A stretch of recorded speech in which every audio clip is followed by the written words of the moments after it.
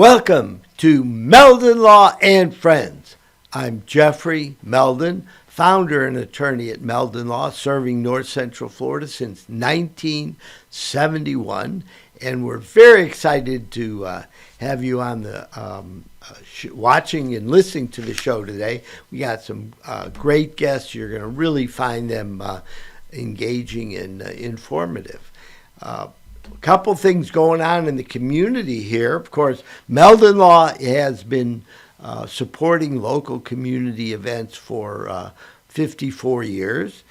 We're very proud to be part of the North Central Florida community, and we want to announce some of the things going on.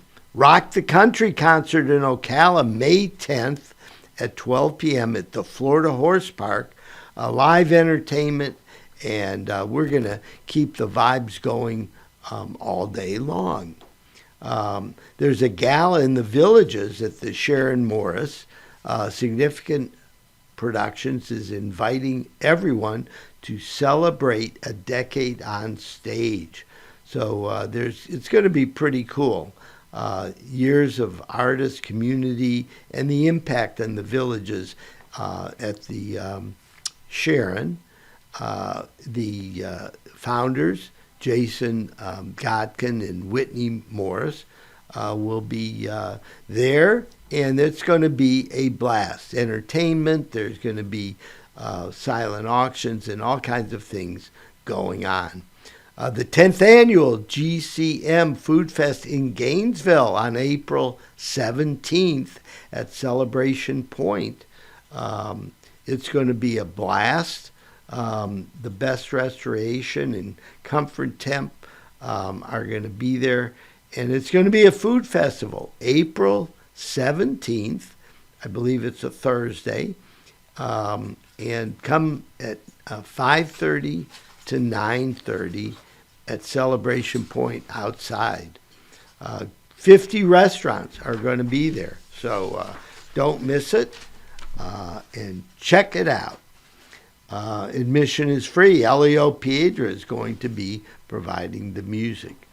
The Latina Women's League presents the Latin Film Festival starting April 24th. This has gone on for over 20 years. A large part of the Gainesville community is represented by folks that have a primary language of Spanish. And we're going to celebrate by having a Latin Film Festival. Check it out, April 24th. Next, the Women's Council of Realtors and Movers for Mom in Ocala have partnered to support the community, and donations are needed. Friday, May 2nd, 2025, donations can be dropped off at 2801 Southwest College Road, number 10, in Ocala. Items such as cleaning supplies, hygiene items, personal items, baby supplies. These are primarily for women and children who are victims of domestic violence and need to relocate, and all your support is appreciated. And finally, we're giving away lots of tickets. The Gator baseball team is picking up. We're starting to get our pitchers back and winning again. If you want to go see a baseball game or go see the Lady Gators' great softball team, just go to our Facebook page, Meldon Law. Just go in there and you will get tickets. We've been giving away tickets for football, basketball, gymnastics, baseball, softball, and we have lots of great things available for free. We're just trying to share some of the items, including tickets, that we get as part of being the only official injury law firm partner of the Florida Gators, something we're very proud of, having the Gators select us to be their law firm partner is a great badge of honor. Having lived in Gainesville, Florida since 1970, you can tell I might be a Gator fan. And we actually have really enjoyed our partnership with the Gators to no end. So come and visit. Give us a call if you have any issue you want help with as far as a accident and injury case. We can be reached at 352-373-8000 or go to meldonlaw.com. We're going to take a short break on Meldon Law and Friends and be back in just a few minutes.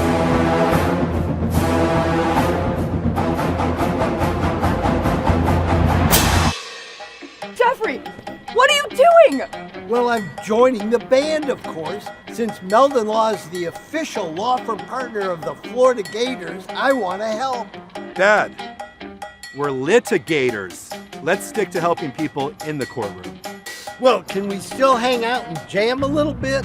At Meldon Law, we won't back down. I was going down a one-way street and a girl that was driving her car T-boned me on my scooter. I ended up going for an MRI and discovering that I had 2 herniated discs. Coming to Cary allowed me to not have to worry about what doctor I was going to see or what physical therapist I had to go to. They say, these are the people we trust. You're going to have a great experience there. And I honestly did each time. Call Meldon Law. Your consultation is absolutely free. And I was in an accident. Someone ran a red light and hit me, and I was hurt. You don't know where to turn. Luckily, I called Jeffrey. These big insurance companies, they don't want you to win. They truly don't. But Jeffrey and his firm and the people that work here, they just really fight for you. You call the law offices of Jeffrey Meldon because you're going to need help, and they will help you. Call Meldon Law right now. Hey, Sammy, look who's there. Say hi. Hey!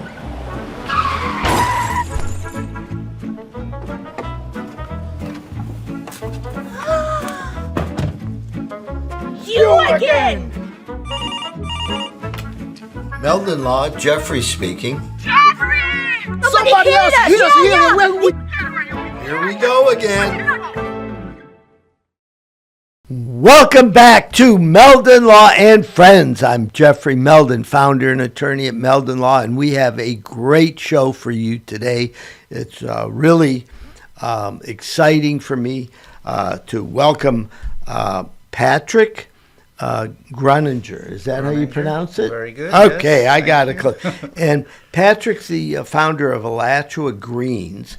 And I know a little bit about what goes on at Alachua Greens, and it's a very exciting story.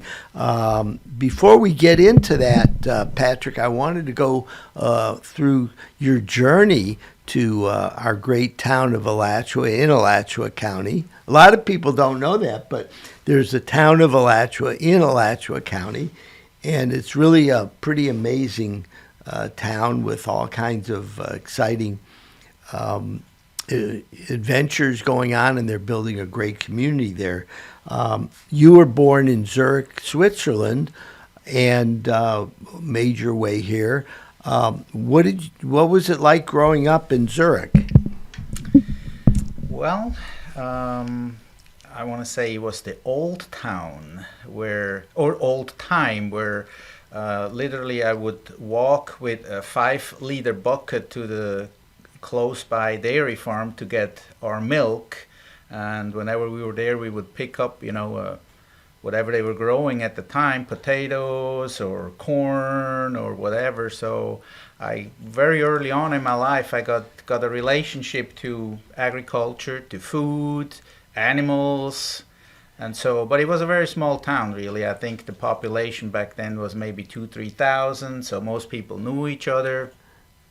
And it's and I don't know where exactly it started. My parents told me that one day I came home from kindergarten and I announced that I want to be a farmer. To everybody's surprise, we didn't have a farmer in our family. We didn't have a farm at home, certainly. Certainly my parents didn't have the money to buy me a farm, so that all was a little bit of a surprise to my parents, I'm sure. But they supported me as much as they could, and while I was really terrible in school, because every free minute I spent on farms, on neighbor farms, helping them, making hay, learned early on to drive a tractor and so forth, always loved cattle, especially dairy. That was really what I thought I was going to get into. I was reading an article yesterday about real butter and how in Europe, butter is different than the kind of butter we get here at Publix. Okay, definitely. Yeah, and probably one of the reasons why my wife still makes her own butter. We don't buy a lot of butter. She makes it from fresh cream. Right, and that it's somewhere between 82 and 89% of it should be like real butter. Whereas the butter, what happened was they needed to make more butter, so they figured out a way to change the way butter was originally made, right? Well, they had too much milk, right? Oh, is that it? That's probably why. So they had to find a way how to use the milk. Okay. And so all of a sudden, look, Land O'Lakes butter, I've eaten it for years and grown up with it. And after reading this article, I'm so intrigued about, I want to go find some real butter. And I'm sure there's people in the community that are making real butter, right? Probably. Yeah, I call it real butter, meaning like the European style butter. So you got, growing up, you had a sense of what good food was like. Right, and I think good food especially includes that it's locally grown, that you have a relationship to your farmer, what's going into your food, how the animals are treated. I think local food is fresher because you cut out all the transportation. Local food is picked at the peak of ripeness. And so I think that's the big difference, and that's where we kind of got away from what I think is ideal as far as our food goes. The town of Alachua has a rich tradition as far as farming and growing healthy food out there. When did you come to Alachua, Florida? I came to Alachua about 7-8 years ago. And you're totally right, Jeffrey. And by the way, thank you very much for having me on your show. My pleasure. If you go to any of the local farmers markets, where we are really lucky to have a few of them, there is a tremendous amount of farmers that grow locally, and you can get everything from my lettuce to vegetables to potatoes to meat. Fresh eggs locally. It's really amazing, and it's really encouraging. It's really encouraging because I really think we have to.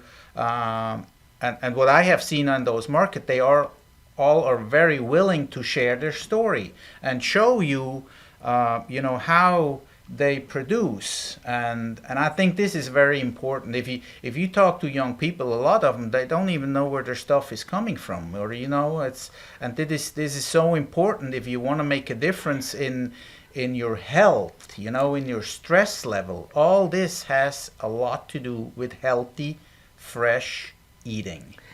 Yeah, right, and I'll tell you, one of the worst things that happened in the United States and then spread around the world was fast food restaurants with processed foods where, high in calories, high in carbs, high in, ingredients to preserve it and the way, they were grown. They created products that might have been tasty but not healthy. Mm-hmm. I agree. I totally agree. And what it led to was an epidemic of obesity, diabetes, heart disease. The list goes on and on and on. Right. Yeah. And I see it. We do personal injury law in our at Meldon Law, and we help people who've been seriously injured in accidents. So I look at their past medical history.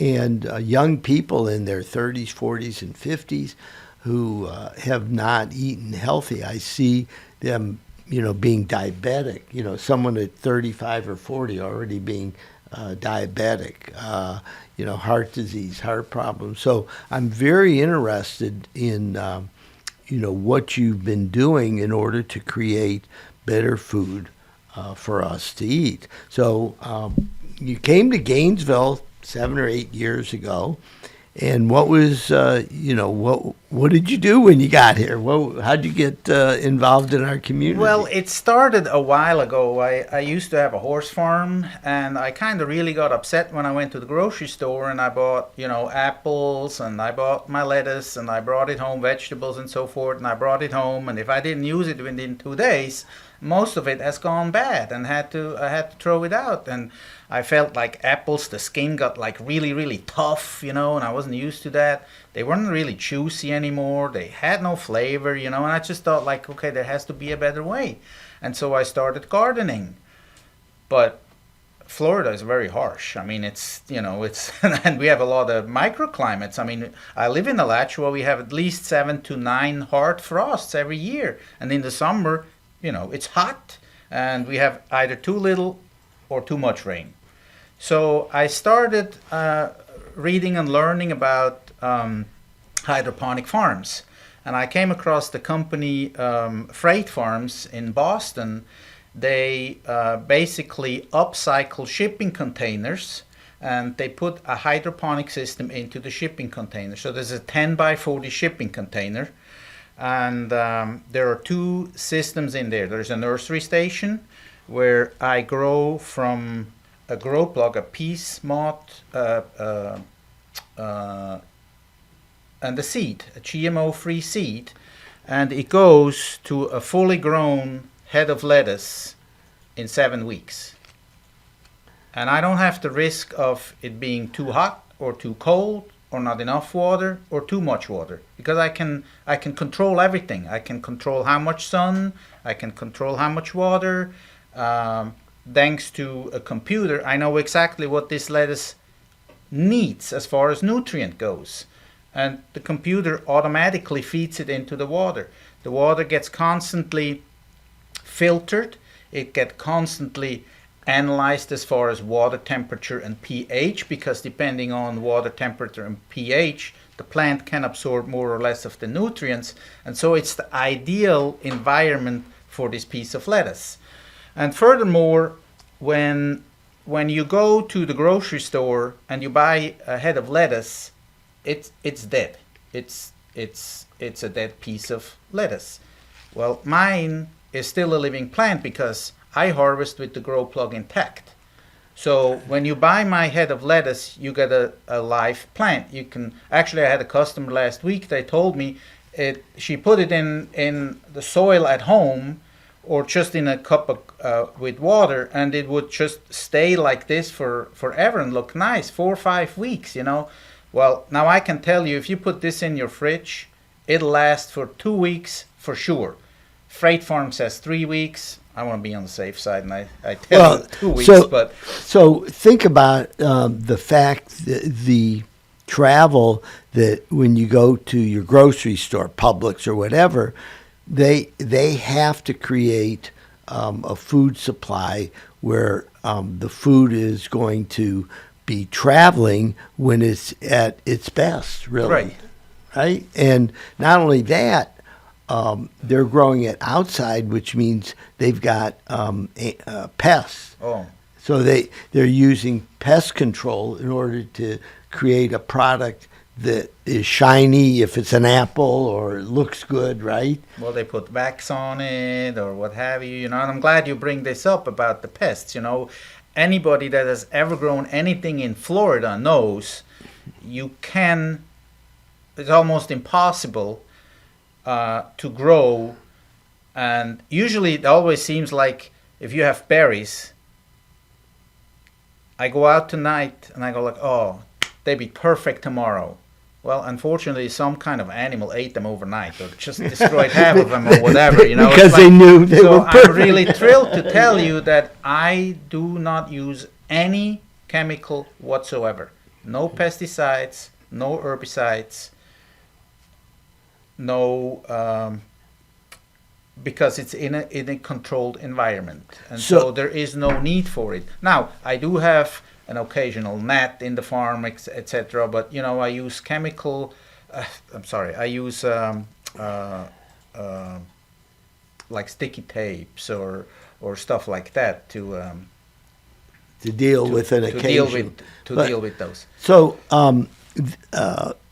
I've seen pictures. Mechanical pest control. That's Mechanical the word pest I was looking for. Well, so I've seen pictures of your containers, 10 feet wide, 40 feet long, and you can grow a huge amount of lettuce in there. Explain just how much lettuce you can grow and how much land it would take to grow that amount of lettuce. So I can grow the equivalent of 3 acres of land. Wow. Or in numbers, I can grow 950 heads a week. And how are you doing that? Because that's faster than it would occur in nature, right? Yeah, it is faster because it's ideal. See, we know lettuce likes this kind of temperature, right? And so, for example, I run the farm on 18 hours of daylight, and I mimic the sun by blue spectrum and red spectrum LED lights. The red makes the leaf grow, the blue makes the root grow, and the healthy root system, helps the plant absorb the nutrients. And so the farm runs 18 hours in day mode, 6 hours in night mode, where it's completely dark, and every plant, like we humans, they need a rest period. If I would to leave the lights on 24/7, it would actually slow the growth and would actually, not have the same yield as with the 18 and 6 hours. And it's just, I give the lettuce the ideal condition, or the herbs that I'm growing, the ideal growing conditions, which I cannot do outside. And I think this is why I can, and I grow vertically, so I can stack much more in a tight area than outside. Yeah, so outside, think of 3 acres. That's a lot of property. And it's all horizontal, and then you have rows, so you got dirt between it. And whereas if you're growing vertically, you get the use of the entire wall section, and you have the correct lighting. So as far as the amount of water and what you put in the water, how do you decide that? So I think this is really, well, I actually don't decide this, to be honest. There is a lot of people much smarter than me that have figured out exactly what the ideal nutrient content is at specific stages of the growth of the plant. So, for example, my nursery area, where I start growing the plants from seed, I have a 35-gallon tank for that area, and the nutrient content in that area is not the same as in the cultivation area. So for the first 3 weeks of their lives, the plant is growing horizontally. After 3 weeks, I transplant them in the vertical grow towers.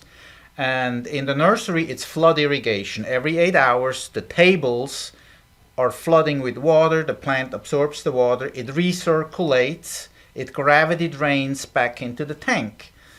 And then for the cultivation area, I have an 80-gallon tank, bit more intense nutrient content in there, because the growing plant needs more, like a teenager needs more than a 6-year-old or a 7-year-old, for example. But the same thing, I have drip irrigation there, where I put the plant between 2 foams and the wicking strip. The wicking strip guides the water down into a channel. The plant absorbs whatever it needs. The water gravity drains back into the tank. That explains why, even though I grow the equivalent of 3 acres, I only use 5 gallons of water a day. I mean, so this is highly sustainable. The water is not being wasted by draining or whatever. I mean, if you grow 3 acres outside, you're gonna use hundreds of gallons of water, and you have no control where this water is going. So if you fertilize the water, you have runoff. And where does it go? It goes straight down in our drinking water, into the aquifer. So, and that is a big problem, everywhere we talk about it. And so I think this is where these systems really succeed over conventional farming. Now, conventional farming is not bad at all, but if you look at the growth of Gainesville and Alachua, we're building more and more and more and more. We have more and more people coming here. We need to feed them, because I really don't think shipping food all over the country is the answer. The answer is growing locally, where you can come to my farm. I would love to show it. I want everybody to see it, how you can have a beautiful head of lettuce that lasts in your fridge, that has actually flavor. Every week I have customers walk up to my stand and they go like, I cannot believe I haven't tasted the lettuce like this in weeks. And so I think this is the big advantage of growing indoors. Now, do you bring some of your produce into the Gainesville area? I know the brewery has a farmer's market. Heartwood Studios has a farmer's market. There's almost every day in Gainesville Right. there's a farmer's market somewhere, right? Yes, that's true. I mean, my farm is at San Velasco, Tech City, so I do that market Wednesday afternoon right now. Oh, do they have a marketplace out there? Yep, they have a market from 4:30 to 8. On what days? On Wednesday afternoon. Okay. And then I was really well received in the community. I have really, like Spurrier's, for example, is a good client of mine, and so I deliver to restaurants directly. The farmers market is very time consuming, and I'm a one-man show still, so Right, so doing it once a week is big. but yeah, I mean, it's definitely my goal to bring this to a wider group of people here, because I really do think we need to change the way we think about food. We have to get a relationship again to the farmer that grows our food. We need to know what's in our food, and so that's how I want to grow. I'm speaking with Patrick Gruninger, the founder of Alachua Greens, and we're here at Spurrier's Gridiron Grill. Behind me, you'll see all the football helmets, and Patrick has brought the most incredible lettuce to Spurrier's. For those of you that haven't been to Spurrier's, come here. For those that don't know, they focus in on locally sourced products. So whether it's your salad, it's your steak, whether it's your milk, whatever it is, Freddie Wiebe and the team here at Spurrier's try to focus in on great food with great recipes that's locally sourced. And what you get is what I got growing up. Because when I grew up, most of the stuff was local, and over time it changed. Mm-hmm. And so now we really have the opportunity, particularly if you live in north central Florida. There's a lot of folks here that try to grow healthy food. Yeah. And I moved here in 1970. I was telling Patrick earlier, I founded the Hogtown Food Co-op, which is an organic food co-op with some friends of mine. And I got such an education about, what healthy food was and how to grow healthy food, and that we got away from that all over the world. Mm-hmm. And that it's faster, sometimes cheaper, sometimes this or that. And then all of a sudden you go to the grocery store and you buy an apple and you bite into it and it's got no taste. And then you go and you buy another vegetable, the lettuce or the herbs or whatever, and they've been raised outdoors with chemicals in a non-sustainable way, from the standpoint, like you said, you're pouring tons of water, which is a valuable resource. We're kind of blessed up here in North Central Florida. We have very good water supply here. However, why would you want to waste tens of thousands of gallons of water to get what Patrick's getting out of 5 gallons, right? Yep. So I'm really glad that you're here. Well, thank you. I know that now San Velasco, Tech City, if you just get on 441 North heading to downtown Alachua, you'll see it on the right-hand side, and they've got some very colorful graphics out there and mobiles and things like that you'll see. And it's a really cool concept. They're trying to develop a tech city and then create places for folks to live near work. And I know the founders out there, and they've got a grand vision to really create something that's sustainable. I saw today this insurance company, Tower Hill, is moving their main facility out there, and they're building a golf course out there for their employees. Yeah. And I'm going like, wow, part of it has, for those of you that don't know, the town of Alachua has welcomed in businesses and tried to figure out ways to make them successful rather than putting blocks in front of them, to prevent them from growing and being successful. So we love Alachua. It's a great town.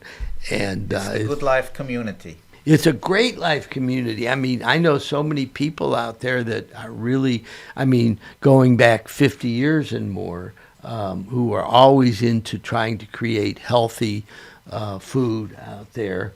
And now we're kind of in this new way of creating healthy food, which in many ways goes back to many, many years ago when people grew healthy food without pesticides. And I think not only that, but in this day and age where we have kind of lost communicating with each other. If you go to a farmer's market, I love it how people communicate with each other. And I remember growing up when my mom would go to the market, she would meet all these other women shopping, and by the time she go home, she knew everything what was going on in town, and who had a baby and who was sick and what have you. This has kind of totally gotten lost. We run into the grocery store, we get our stuff. It's like we do so much more in the same amount of time, that really the important thing, communication, fellowship with others, eating healthy, that really kind of got lost. Yeah, well, not only that, when I travel Europe and we'll rent a flat out or, an Airbnb or whatever, and we have a kitchen and things like that, we go down to the little store downstairs, right, and pick up everything fresh daily, right? Mm-hmm. It's not just the bread, it's everything else. And it was kind of normal, right? Right. It was like, oh, we're going to make dinner tonight. Well, let me see. I'm going to go down to the market, and I'm going to get this, and this, and plan the dinner. And things were fresh. And now, with huge supermarkets and things like that, some of them, they work, to try to make their food as tasty and healthy, but there's limitations. And as you pointed out earlier, we have a beautiful climate here, but it's harsh on plants because we're far enough north so you get a hard freeze. And then, I'm out there, covering up the plants in our backyard. How are we going to have a hard freeze for more than 3 hours, Right, or whatever, right. whatever time it takes, so that it limits the crops, just like we like wine, right? And you always hear, oh, this is a good vintage, and that wasn't such a good vintage. Well, why do you think that is? Because the grapes are grown in climates where one year it's a harsher climate, and other years it might be a more ideal climate. So it's the same thing with the food you eat. I remember years ago reading this great book, You Are What You Eat. And I've been very blessed over the years because in our homes we cook fresh. And it starts with these great ingredients. However, if you want to get the benefit of great food that's fresh and tasty, you can come here to Spurrier's Gridiron Grill. Exactly right. Get the Cobb salad. Yeah, and I mean, if you get with Freddie Wiebe, he'll tell you where every ingredient is on the table that you're having dinner at, and he'll explain. Oh yeah, I get the milk from Hawthorne, and we go down to this place for the cows, and we go up to Patrick's place for the lettuce. And I think we ought to give a shout out to Spurrier's for making an effort to do things better. So obviously I'm dear friends with the Spurrier's group, Freddie Wiebe, and everybody that works here to deliver people in our community fresh food at a fair price, and it's really kind of fun. There's lots of other places too, so talk to your restaurants, find out where they source their food, find out where you can buy fresh food. There's so many open air markets. They call them farmers markets. Farmers markets, yeah. But in the Marion County, Alachua County area, there's tons, particularly Alachua County. I mean, we've had a long time tradition of farmers markets here. So I want to thank you, Patrick, for contributing to our community. Thank you. Thank you again for having me. Yeah, in a meaningful way. I'm going to, run home to my wife and tell her we have to run out and visit you and check out. You're welcome anytime. Yeah. Everybody, I love showing my farm. Definitely. Okay, so the farmers market is Wednesday out at San Velasco, Tech City, right on 441 as you're heading into a town of Alachua. And what are the hours again out there? 4:30 to 8. 4:30 to 8 o'clock, and we got daylight savings time now, so 8 o'clock it's still light out, and you can, after work, you can head out there, and there's lots of other farmers out there as well. That's right, yeah. There is usually about 20, 25, and it's a new market. It's maybe a little smaller than others, but it's growing, and so, that's great. I also have an online shop. So if people are interested, I invite them to visit my website. It's www.alachuagreens.com. So alachuagreens.com, and just Google it. Just put in Alachua Greens. I'm sure it'll come up. And do yourself a favor. Eat some healthy food. It'll taste better. It'll make you smile. It'll give you some conversation about, oh, I haven't tasted the lettuce this good in a long time. And enjoy it. And we wish everybody good health. And this is a great way to start. So thank you very much, Patrick, for joining us on Meldon Law Friends. Thank you. And that's a wrap. We'll see y'all later.